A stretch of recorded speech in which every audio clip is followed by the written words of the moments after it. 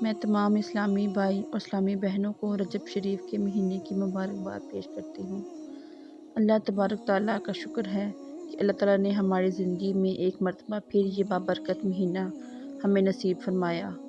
اللہ تعالیٰ سے دعا ہے کہ اللہ تبارک تعالیٰ ہم سب کو اس ماہ مبارک کا ادب و احترام کرنے کی توفیق عطا فرمائے اور اس ماہ مبارک میں گناہوں سے بچنے اور نیکیاں زیادہ کرنے کی توفیق عطا فرمائے، اس لیے کہ سرکار دو عالم نور مجسم صلی اللہ علیہ وآلہ وسلم نے ارشاد فرمایا کہ رجب شریف اللہ کا مہینہ ہے۔ اللہ کا مہینے سے کیا مراد ہے؟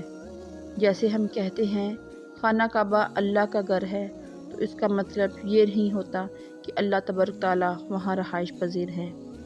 ایسی بات نہیں ہے، بلکہ جس چیز کی نسبت اللہ کے ساتھ ہو جائے تو ہمیں اس شے کا ادب و احترام کرنا چاہیے۔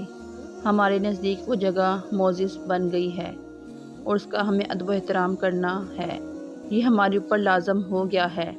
تو جس طرح خانہ کعبہ اس کی نسبت اللہ تعالیٰ کے ساتھ ہے، اللہ کلام الہی ہے، اسی طریقے سے رجب شریف کا مہینہ بھی اللہ کا مہینہ ہے اور یہ حرمت والے 4 مہینے ہیں۔ ان میں سے ایک مہینہ رجب شریف کا ہے۔ رجب شریف، زکوٰۃ، ذو الحج اور محرم، یہ 4 مہینے حرمت والے ہیں۔ تو حرمت والے مہینوں سے کیا مراد ہے؟ یہ ایسے مہینے ہیں جن کی شروع سے ہی حضرت آدم علیہ السلام سے لے کر آج تک یا سرکار صلی اللہ علیہ وآلہ وسلم تک یہ ہر نبی کے دور میں ان مہینوں کا ادب و احترام کیا جاتا تھا۔ تو ادب و احترام سے کیا مراد ہے؟ یہاں تک کہ اگر 2 گروہ میں آپس میں لڑائی ہو رہی ہوتی تھی تو ادھر سے چاند دکھائی دیتا تو وہ کیا کرتے؟ لڑائی بند کر دیتے کہ نہ بھائی، اب رجب شریف کا مہینہ شروع ہو گیا ہے، اب اس میں بھی ہم لڑائی کریں گے تو یہ مناسب نہیں ہے۔ تو ان کے بڑے بھی ان مہینوں کا ادب و احترام کرتے تھے، بلکہ ایک حدیث مبارکہ میں تو یہاں تک آتا ہے کہ ایک مرد کسی عورت پر فدا ہو گیا تو آپس میں تنہائی تلاش کر رہے تھے۔ ایک مرتبہ ان کو تنہائی کا موقع مل گیا تو دونوں برائی پر آمادہ ہونے لگے۔ اچانک مرد کی نگاہ آسمان پر اٹھی تو دیکھا چاند چمک رہا ہے، تو اس نے پوچھا کہ یہ چاند کون سے مہینے کا ہے؟ اس نے کہا رجب شریف کے مہینے کا۔ اللہ اللہ، وہ فوری طور پر علیحدہ ہو گیا، کہنے لگا یہ تو وہ مہینہ ہے جس مہینے کا ادب و احترام ہمارے بزرگ بھی کرتے تھے۔ فرماتے ہیں کہ اللہ تعالیٰ نے حضرت عیسیٰ علیہ السلام کو وحی فرمائی کہ جاؤ اس بندے سے ملاقات کرو۔ حضرت عیسیٰ علیہ السلام ملاقات کرنے گئے تو اس نے کہا کہ میں نے اللہ کے مہینے کا صرف ادب و احترام کیا تو اللہ کے نبی میرے پاس آئے، اگر میں دین اسلام میں داخل ہو جاؤں تو پھر مجھے کتنا مقام ملے گا۔ اسی وقت وہ کلمہ پڑھ کے مسلمان ہو گیا۔ رجب شریف کے مہینے کا ادب و احترام کیا ہے؟ احترام سے کیا مراد ہے؟ میں اس کی ایک آسان سی مثال دیا کرتی ہوں۔ 4 بندے تاش کھیل رہے ہیں، اوپر سے ان کے والد صاحب آ جائیں، اگر وہ فوری طور پر تاش کو بند کر دیں، جوئے کھیلنے کو بند کر دیں، تو ہم کیا کہیں گے کہ ان کے دلوں میں والد صاحب کا ادب و احترام ہے۔ اگر والد صاحب کے آنے پر وہ تاش ویسے کھیلتے رہیں، جوا ویسے ہی کھیلتے رہیں، تو ہم سمجھیں گے کہ ان کے دلوں میں والد صاحب کے لیے کوئی ادب و احترام نہیں ہے۔ تو رجب شریف کا ادب و احترام کرنے کا یہ مطلب نہیں ہے کہ ہم اچھے کپڑے پہن لیں اور کھڑے ہو جائیں، اس کے ادب میں اس کو سلوٹ لگائیں کہ جناب یہ رجب شریف کا مہینہ آ گیا، اب اس کا ادب و احترام کر دیں۔ نہیں، اس کا ادب و احترام یہ ہے کہ جو بندہ گناہ کر رہا تھا اب وہ رجب کے مہینے میں گناہ کو چھوڑ دے۔ وہ نماز میں سستی کرتا تھا، سستی چھوڑ دے۔ اگر وہ بے حیائی کی کام کرتا تھا اب وہ بے حیائی کے کام چھوڑ دے۔ اگر وہ جوا کھیلتا تھا، جوا کھیلنا چھوڑ دے۔ شراب پیتا تھا، شراب چھوڑ دے۔ پہلے کرتا تھا اب کیوں نہیں کر رہا؟ وہ یہ کہتا ہے کہ جناب مجھے شرم آتی ہے کہ رجب کے مہینے میں، اللہ کے مہینے میں میں یہ برائیاں کروں۔ یہ ہے رجب شریف کے مہینے کا ادب و احترام۔ تو جو بندہ رجب شریف کے مہینے کا ادب و احترام کرے گا اس کو اللہ تبارک تعالیٰ کتنا مقام عطا کرے گا۔ ایک حدیث مبارکہ میں آتا ہے، سرکار دو عالم نور مجسم صلی اللہ علیہ وآلہ وسلم ایک مرتبہ ایک قبرستان کے قریب سے تشریف لا رہے تھے تو سرکار صلی اللہ علیہ وآلہ وسلم کی نگاہ نبوت سے دیکھا کہ ایک بندے کی قبر میں عذاب ہو رہا ہے، تاریکی ہے، تو میرے آقا صلی اللہ علیہ وآلہ وسلم نے ارشاد فرمایا، اگر یہ بندہ رجب شریف کا ادب ہی کر لیتا تو اللہ تعالیٰ نے اس کی قبر کو نور سے بھر دینا تھا۔ میرے آقا صلی اللہ علیہ وآلہ وسلم نے ارشاد فرمایا، قبر آخرت کی منزلوں میں سے پہلی منزل ہے، جو پہلی منزل میں کامیاب ہو گیا اس کی آخرت کی منزلیں آسان کر دی جائیں گی۔ تو جو بندہ چاہتا ہے میری قبر کی تاریکی دور ہو جائے تو اس کو چاہیے کہ رجب شریف کا ادب و احترام کرے، اس میں گناہوں کو چھوڑ دے اور اس میں نیکیاں زیادہ کرے اور قرآن مجید کی تلاوت کرے، اللہ کا ذکر کرے، بلکہ ہو سکے تو نفلی روزے بھی رکھے۔ نفلی روزے رجب شریف میں رکھنے کا بڑا ہی ثواب ہے۔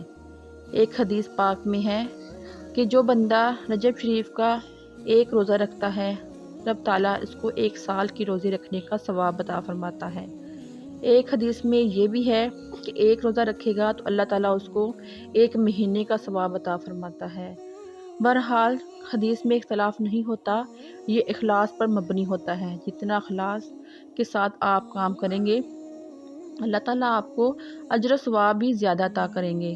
بلکہ ایک حدیث مبارکہ میں تو میں نے یہاں تک بھی پڑھا ہے کہ جو بندہ رجب شریف کے 7 روزے رکھتا ہے تو اللہ تعالیٰ ایسے بندے پر دوزخ کے 7 دروازے ہی بند فرما دے گا، اور جو بندہ رجب شریف کے 8 روزے رکھتا ہے تو رب تعالیٰ اس بندے کے لیے جنت کے 8 دروازے ہی کھول دے گا۔